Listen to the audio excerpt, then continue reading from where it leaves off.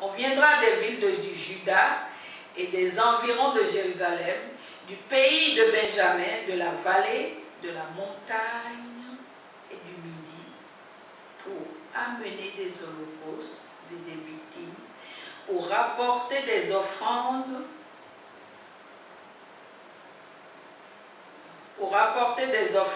et de l'encens, et pour offrir des sacrifices d'action de grâce dans la maison de l'Éternel.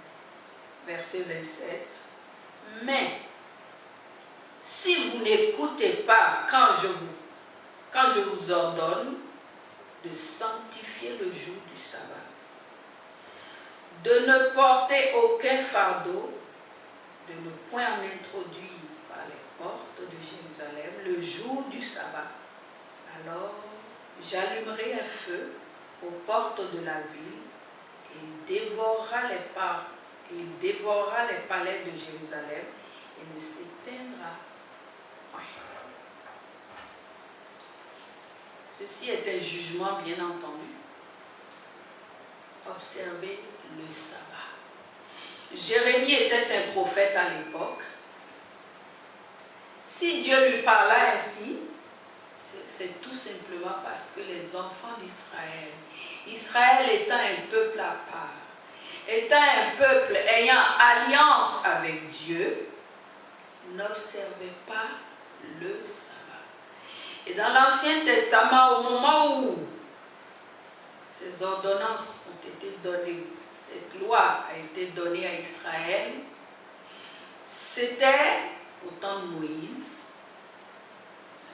et c'était une figure des choses à venir, une ombre des choses à venir.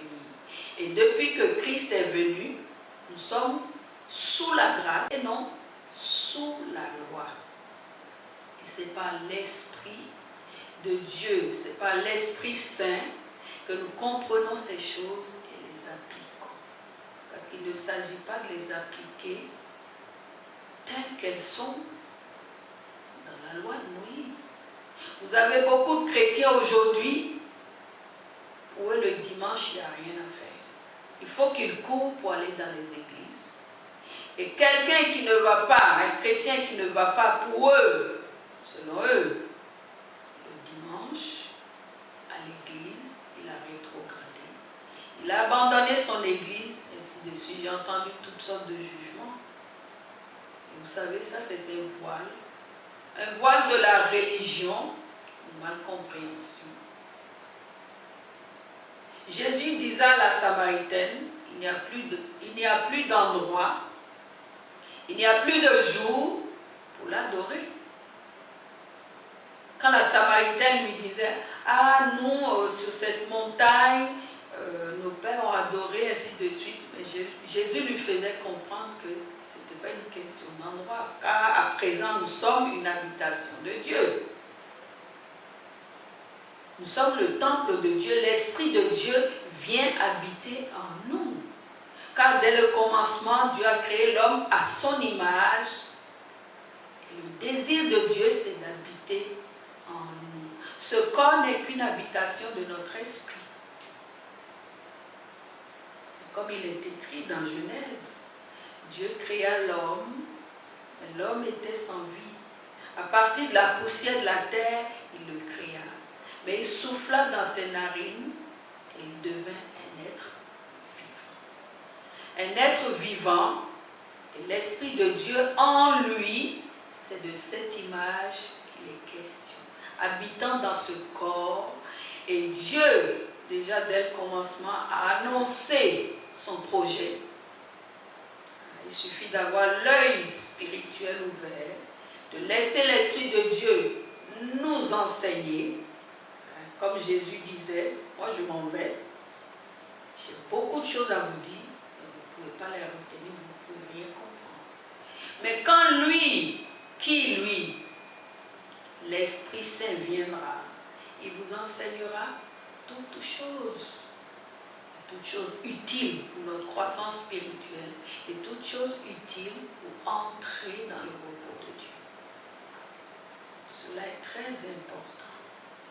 Quand nous lisons la parole, nous devons inviter le maître par excellence, qui est le Saint-Esprit, pour nous enseigner toutes choses, pour comprendre, pour que notre foi ne soit pas différente de celle de Dieu. Parce que la religion ne mène à rien. La religion, c'est un voile qui nous sépare de Dieu. La religion ne nous permet pas de posséder les choses que Dieu a promises, mais elle nous prive. Elle nous prive, elle nous ferme les yeux, les oreilles, et elle nous sépare de Dieu. Mais là n'est pas la volonté de Dieu. Dieu veut habiter au milieu de son peuple. Dieu veut habiter en nous. Car nous formons tous, individuellement, nous sommes l'habitation de Dieu. Et collectivement, nous le sommes. À des échelles différentes. Amen. Et quiconque faisant partie du peuple de Dieu, Israël, bien entendu, qui n'observait pas le sabbat, tombait sous le jugement. Dieu disait à Jérémie, il faut leur dire de ne plus porter de fardeau le jour du sabbat, de ne point en faire sortir de leur maison. Pourquoi? Parce que Dieu doit être sanctifié. Et souvent nous sommes préoccupés par des choses qui viennent nous troubler au quotidien. Et nous mettons le nom de Dieu, nous oublions de sanctifier. Il n'y a pas de jour pour sanctifier le nom de notre Dieu. Il n'y a pas de jour. Christ est venu et nous sommes déjà dans le repos. Nous pouvons expérimenter le repos. À l'époque où Jésus était à Jérusalem, il faisait des miracles, c'était des repos. Des gens qui venaient à lui expérimentaient le repos. Ils pouvaient se décharger de leur fardeau, ils avaient solution à tous leurs problèmes. Ils expérimentaient déjà le repos, que ce soit juif ou non juif. Tous ceux qui avaient la foi, ils expérimentaient déjà le repos de Dieu. Et aujourd'hui, nous sommes tellement, des fois même centrés sur nous-mêmes. Mais quand nous avons des problèmes, nous traversons des situations, est-ce que nous nous attendons forcément à Dieu? Et des fois même cela nous empêche de prier, de louer Dieu, de faire ce que nous avions l'habitude de faire pour Dieu.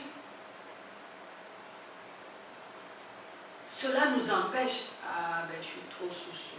Ah, ben les choses ne fonctionnent pas comme moi je le voudrais. Ah, ben j'ai plus envie de prier. J'ai plus envie de louer comme je le faisais. J'ai plus envie de...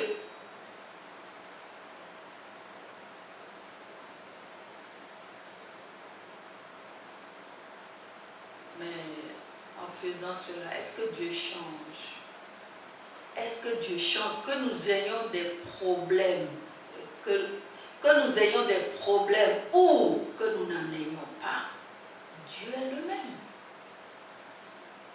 Il est le même. Et quand il parle d'alliance, quand il dit que nous sommes son peuple et qu'il est notre Dieu, c'est un engagement non seulement pour cette terre, mais pour l'éternité.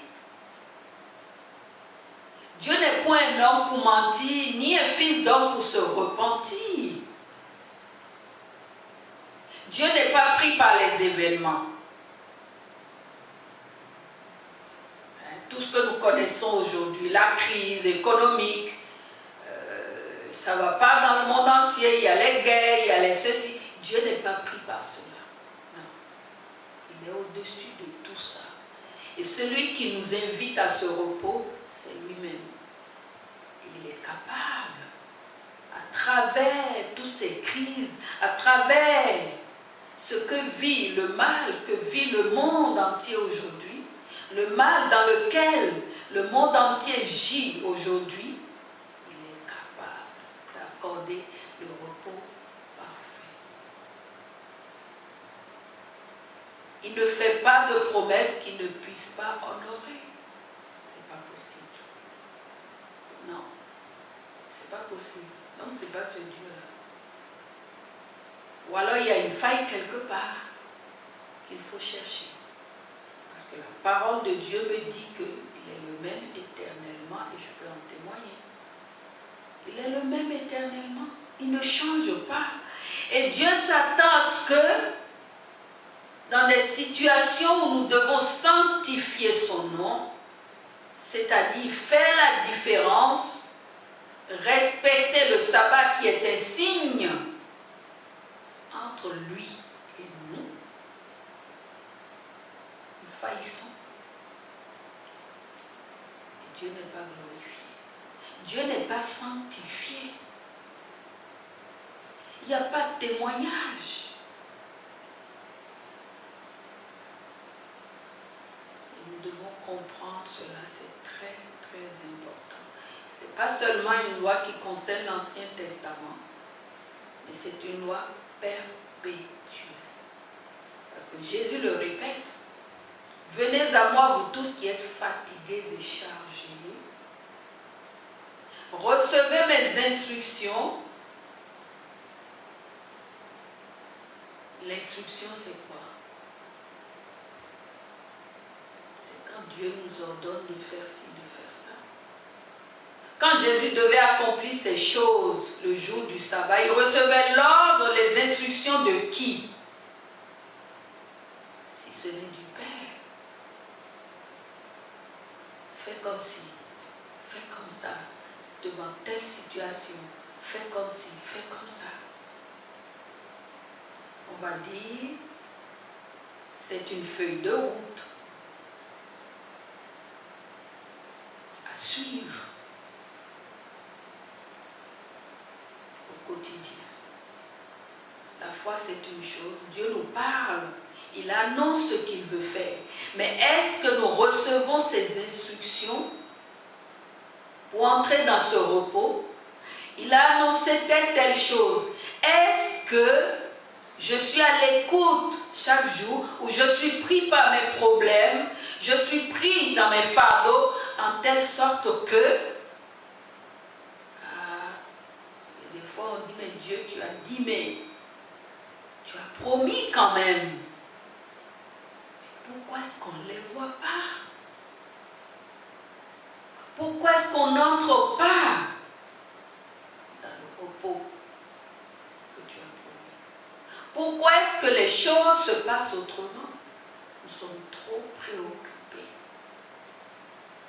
Et des fois, nous avons une vision courte. Et notre vision courte ne nous permet pas non plus de voir les choses grandes, de manière avancée. Et à chaque fois, il y a un arrêt. Il y a un arrêt. À chaque fois, il y a un arrêt. Il faut qu'on apprenne aussi à élargir nos cœurs, à laisser le Saint-Esprit pousser les limites pour que notre foi aille jusqu'où Dieu veut qu'elle aboutisse.